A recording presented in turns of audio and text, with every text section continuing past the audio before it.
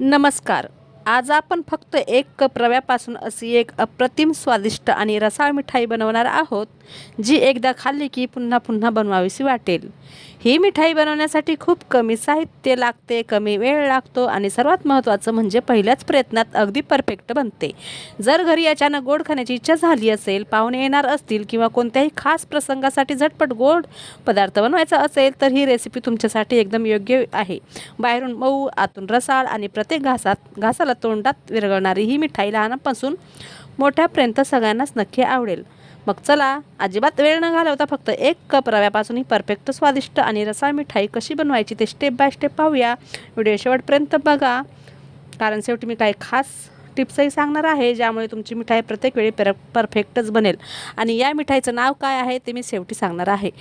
तर रेसिपी बनवायला घेऊया. आता इथे गॅसवर सर्वात आधी कढई ठेवायची आणि कढईमध्ये 3 चम्मच आपल्याला तूप टाकून घ्यायचं. तुम्ही तेलसुद्धा टाकू शकता. आणि याच्यामध्ये एक कप रवा घ्यायचा. आता रवा जर जाड असेल तर मिक्सरला फिरून घ्यायचा किंवा तुम्ही बारीक घेऊ शकता रवा. तर इथे हा रवा आपल्याला भाजून घ्यायचा आहे. गॅसची कमी आच करायची आणि भाजून घ्यायचा. आपल्याला रव्याचा रंग चेंज नाही करायचा, फक्त याचा कच्चटपणा घालवायचा आहे. आणि आता इथे रवा भाजल्यानंतर आपल्याला याच्यात 1.5 कप दूध टाकून घ्यायचं. आता दूध थोडं थोडं टाकायचं. एकदाच जर आपण दूध टाकलं तर याच्या गाठी होऊ शकतात. त्यामुळं काय करायचं, थोडं थोडं दूध टाकायचं आणि मिक्स करत राहायचं. आता 1 कप मी पहिले टाकलं आणि नंतर मी अर्धा कप आणि थोडं जास्त घेतलेलं आहे. म्हणजे तुम्ही याच्यात 2 कप दूधसुद्धा टाकू शकता किंवा पावणे 2, 1.5 कप दूध. 1.5 कप तर टाकायचंच आहे किंवा 2 कपसुद्धा टाकू शकता. आता इथे मी परत एक अर्धा कप दूध टाकून घेतलं आणि आता आपल्याला हे दूध आटेपर्यंत हे छान शिजून घ्यायचं आहे. तर बघू शकता याच्यात गाठी नाही झाल्या पाहिजे. तर आपल्याला असं मिक्स करत राहायचं. आता इथं गॅसची फ्लेम मीडियम करायची. खूप सोपी मिठाई आहे आणि तुम्ही अगदी पहिल्यांदाच बनवायला घेतली ना तरीसुद्धा परफेक्टच बनणार आहे. तर गुलाबजामुनच्या पण चवीला फेल करणारी मिठाई आहे. तुम्ही याला गुलाबजामुन पण बोलू शकता किंवा मिठाई पण बोलू शकता. आता इथे मी शिजून घेतलेलं आहे. आता इथे हे ठेवायचं साईडला थोडंसं थंड होण्यासाठी. बघू शकता किती छान दिसत आहे आणि इथे शिजलेलं आहे. आता याला आपल्याला ठेवून द्यायचं आहे साईडला थोडंसं थंड होण्यासाठी. आता इथे गॅसवर दुसरी कढई ठेवायची. त्यामध्ये 1 कप साखर टाकायची, 1 कप पाणी टाकायचं. आता हा पाक आपल्याला 1 कप साखर आणि 1 कप पाणी बराबर मात्रामध्ये घ्यायचं आणि टाकून याचा पाक बनवून घ्यायचा. आणि इथं आता 2-3 इलायच्या टाकायच्या. पाहिजे तर तुम्ही ना याच्यामध्ये थोडंसं केसरसुद्धा टाकू शकता पिवळा कलर येण्यासाठी. पण माझ्याकडे आता केसर नाही आहे म्हणून मी पिवळा फूड कलर टाकणार आहे. आता तुम्हाला जर कलर टाकायचा तर टाका किंवा स्किप पण करू शकता. इथे मी थोडासा चिमूटभर पिवळा कलर टाकलेला आहे. याने ना कलर छान दिसतो त्यामुळे टाकलेला आहे. तर बघू शकता छान असं पिवळी चाचणी होणार आहे आता ही. तर ही साखर आपल्याला याच्यात मेल्ट करून घ्यायची आहे. इतकंच शिजवायचं आहे, म्हणजे जास्त शिजवण्याची सुद्धा गरज नाही.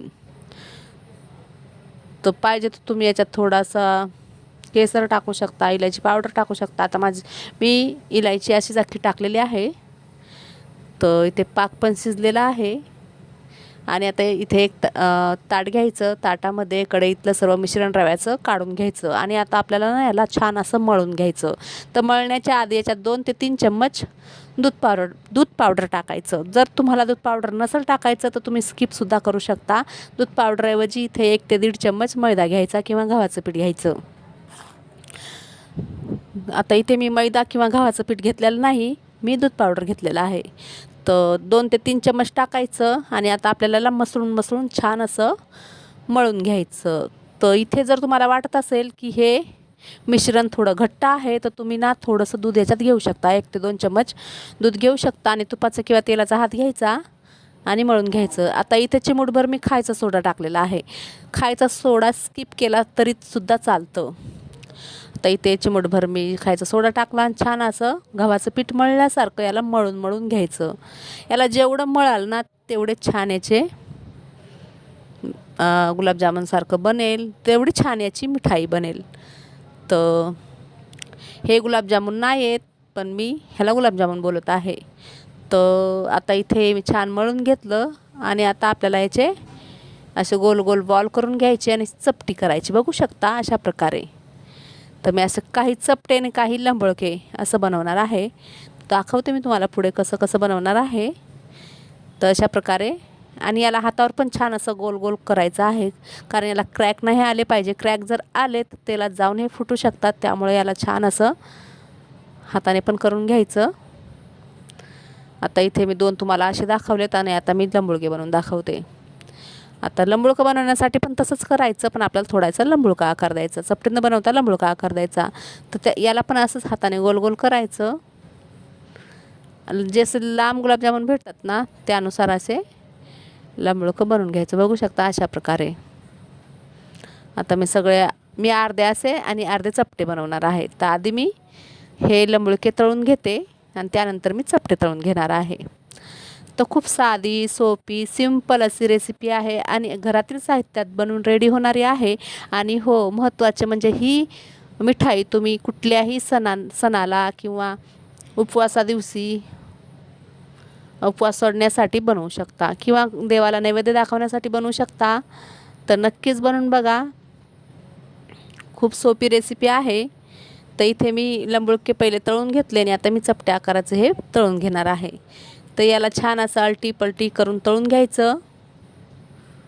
बघू शकता मी आता हे सगळे तळून घेते.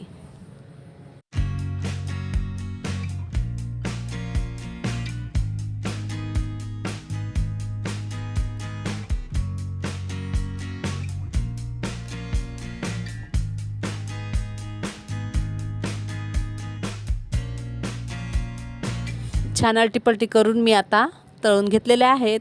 आणि आता आपल्याला काय करायचं, जो पाक बनवला आहे त्यामध्ये हे चपटे पण टाकून घ्यायचे आणि जे लंबुळके बनवले आहेत ते सुद्धा टाकून घ्यायचे आणि थोडा वेळ याला पाकात ठेवायचं, म्हणजे हे छान मुरतील आणि लगेच गरमागरम खाण्यासाठी रेडी आहे.